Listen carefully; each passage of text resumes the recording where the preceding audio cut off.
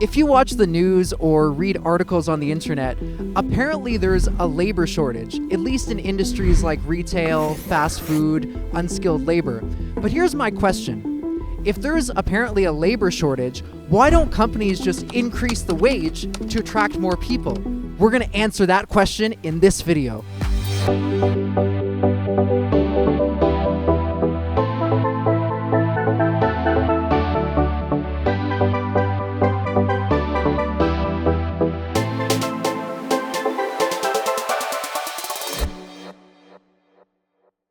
So the tempting thing to say is that it's just greed, and you're on the right track, because if you ever want to predict what a corporation will do, they will always do the thing that makes the most profit.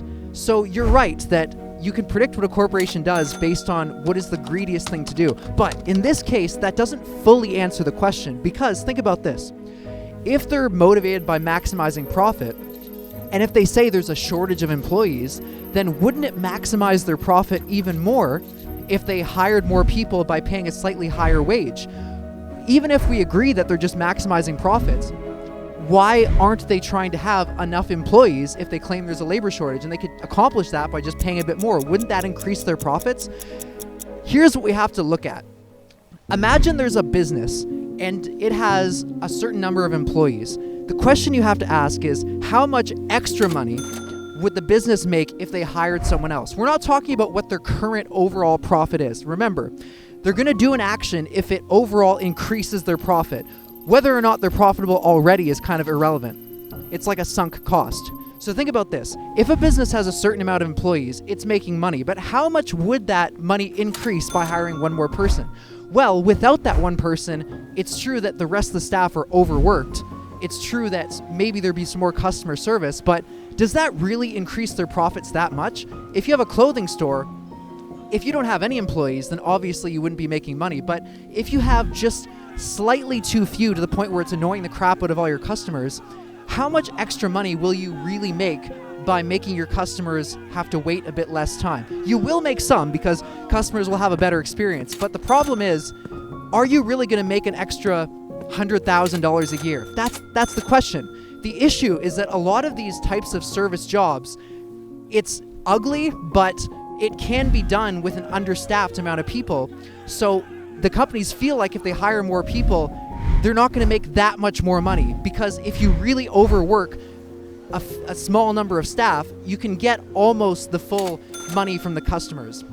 So the issue is, hiring one more person likely wouldn't get the company an extra $40 an hour or an extra $50 an hour. It would likely maybe get the company an extra $30, and if they want to make a profit, that prevents them from paying a livable wage. So what do we do about this? I don't want to just bring negativity. I want to give some actionable stuff. You need to learn a skill that increases the company's profit significantly. Often these are skills that scale really well. So they're skills where you're potentially, let's say you're building a product, and then that product is being sold to millions of people, something like software engineering.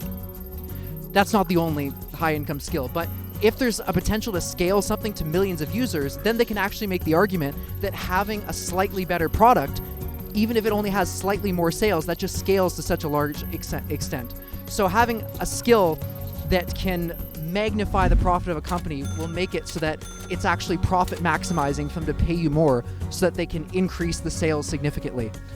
So other high income skills, of course, include being a doctor, because, of course, of how much the, if you're, for example, I'm from Canada, of course, tax dollars pay for the medical system, and, the government wants to have enough to serve all the patients, so they're willing to bid for people who are willing to go through extensive training. And then, of course, other professions include lawyers, because lawyers, of course, can charge thousands and thousands of dollars for another client. So a law firm hiring another lawyer knows that they have thousands more dollars coming in. These fields are really, really hard to break into, and it's going to suck. Like, I don't really have good advice on how you can get in front of the other 2,000 people who are trying to get into these fields. I would say something like software engineering is probably potentially a little bit easier to get into, because you can do freelancing on the side, or you can potentially part-time volunteer for a company, and then that can build up your work experience. And then if you do that for enough years, especially if the economy improves from how it is now, I would say you have a decent shot of breaking into that. So Sorry I couldn't be more helpful. I just wanted to explain this phenomenon. Hopefully you took something from this and you understand why, unfortunately, service industry workers are not paid what they deserve. And it's horrible. I wish I could change it, but I'm just explaining what happens when everyone is motivated by their own greed. Anyway, hope you enjoyed this. Have a good day.